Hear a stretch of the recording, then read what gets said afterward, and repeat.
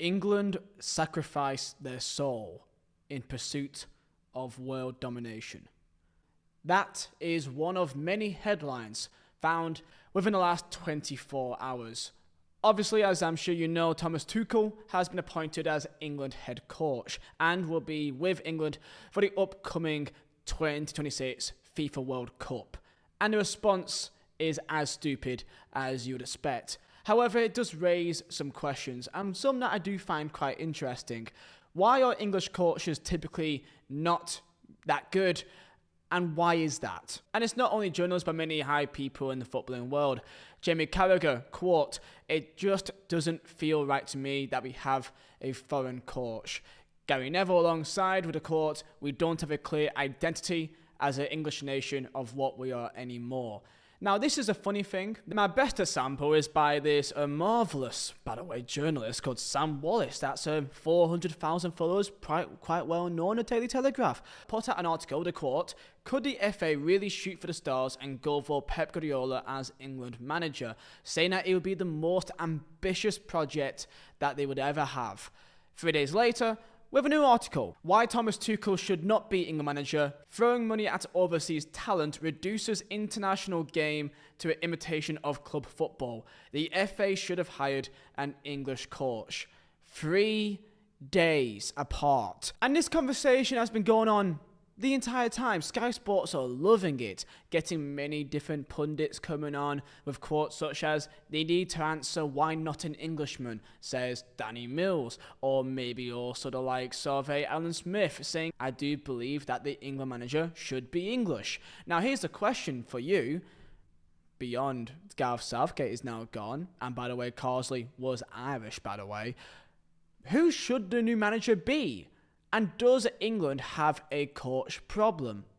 Well, obviously yes. So quickly comment down below your thoughts about the appointment of Thomas Tuchel at England, and do you think that this is the right step in the right direction for what we need? Like, subscribe, and Mazar Designs for the best football prints, all made by myself. Use code Halloween for 17% off all items. Here's some stats for you. No English manager has won a European trophy since 1997 with Bobby Robson with Barcelona. No English manager has ever won the Premier League. Ever. The last time was before the Premier League, the year prior, in 1992, with Howard Wilkinson with Leeds United. No English manager has won the FA Cup since 2008 under Harry Redknapp and Portsmouth, or even the League Cup, which is, by the way, English competitions. Not a single manager has won that has been English since 2004, and Steve McLaren. And if I was to ask you, which English manager has got the most appearances as a manager in the Champions League, if I said that Frank Lampard was first on that list by some distance, then I think I'm making my point clear. And is this a surprise to anyone? No. There's a big reason of why English coaches typically are not that highly respected and really all that successful. When you compare, let's say, to Germany or to Spain, there are tons more coaches in those nations, mainly because it's much more easier to be a coach in those nations. In the FA, for the English game, they charge you quite a lot of money. I saw this tweet the other day by someone who's in the coaching world. The German FA charge £500 for a UEFA A course to encourage more coaches to get qualified. Spain is £1,000 plus and has enough coaches to meet demand. The FA in England charges £4,000, and most have little to no chance to even getting on the course due to oversubscription. The result of that, 1,600 UEFA qualified UK coaches, in comparison to Spain, which is 12,000 plus, and Germany is 4,000. So instead of investing for more courses for less money to incentivize more coaches in the English game, we would rather look overseas. You would typically find that with more Spanish coaches, they've all been in some way involved to the Spanish national team and the Spanish FA, and really integrating into that system. When it comes to the English game, most coaches then typically go on to clubs and would rather not work at the English national team or have a kind of coaching role there.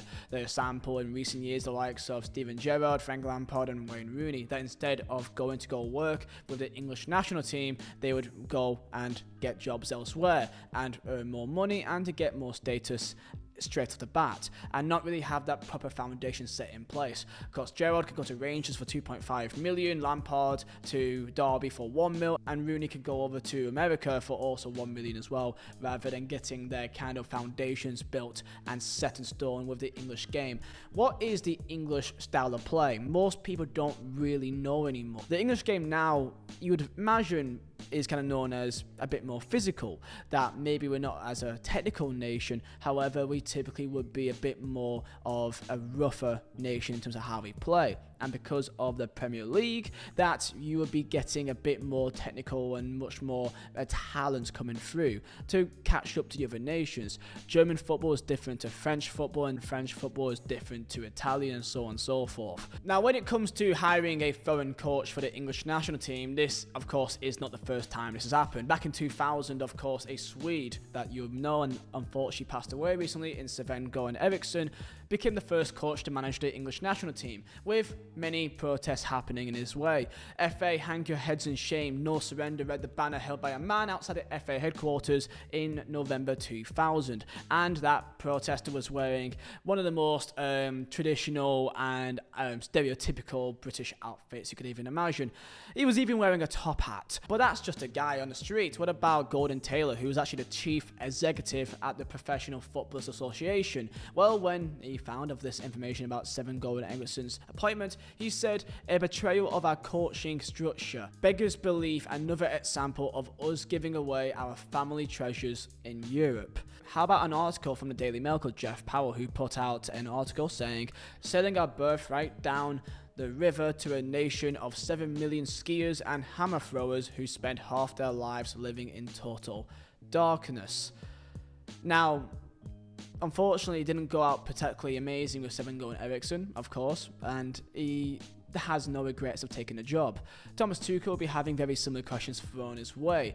Just like Lee Carsley, when he was asked about singing the national anthem, which was made in the articles for days upon days, he had to go through that as well. And the same thing will happen again for Thomas Tuchel. Will he sing the national anthem? Probably not. He's not English. I don't think that's a big problem. And there is something in having a manager which is really integrated into the national team first and foremost, because we saw that even at the recent Euros and World Cups. Who won the Euros? Spain. And who is the manager? Most people probably could not tell you who the manager was.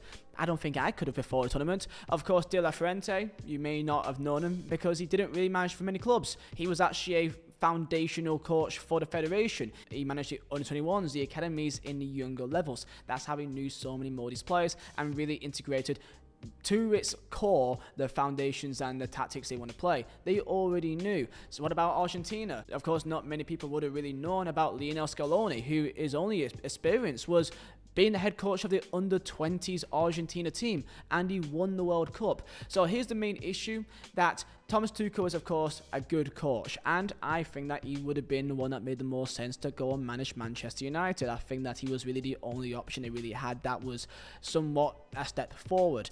However, when it comes to club football and international football, it is not the same way, and having a manager with great CV doesn't mean success on an international game. How about Luis Enrique, of course, that when he had all the success with Barcelona, he's not really matched that in an international game. By the end of it, I think we can all kind of agree that Gareth Southgate probably at that stage should have departed from the national team. And we all wish that it happened with, of course, a win at the Euros, and we came so close. And this is the reality of it. You're not guaranteed anything in international football, and to really keep going so far in tournaments in itself is a great achievement. I know people don't care because you don't win it. To go to a semi-final, then a final, then a quarter-final, but against France, and then another final, that is really impressive. And to Gareth Southgate, he was someone which people maybe want a bit more from. However, he definitely kept it much more safer, which is technically what you should really do in international football, because it is so cutthroat. One game and you're done. But no matter how you see Gareth Southgate, he's left a great foundation and a great core for the next manager to come in to take it to that next step. And that is what Thomas Tuchel is meant to be here,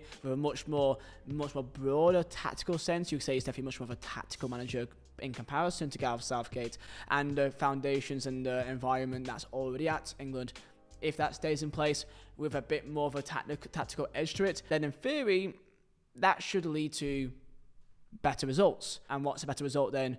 Runners up, hopefully a winner. But tell me down below your thoughts about this appointment. For me personally, I think that it's good. I think Thomas Tuchel is a good manager. I think that he would have been the person to replace Ten Hag at Manchester United, and I don't think that it guarantees anything. I do like him as a personality, and I think he's definitely much more of a tactical manager. So all around, I'm very happy with the appointment of Thomas Tuchel. The entire English coaches and the English coach should be English is funny, because most people, if you said that we signed Pep Guardiola instead, would have absolutely not one problem. If England got Pep Guardiola, do you think as many people would be annoyed with the fact that he was not English? No, they really wouldn't. Of course they wouldn't. So let's be honest here. It's a good appointment, and let's see what happens when we are on the way to the World Cup, hopefully. So, come in England. See you next time.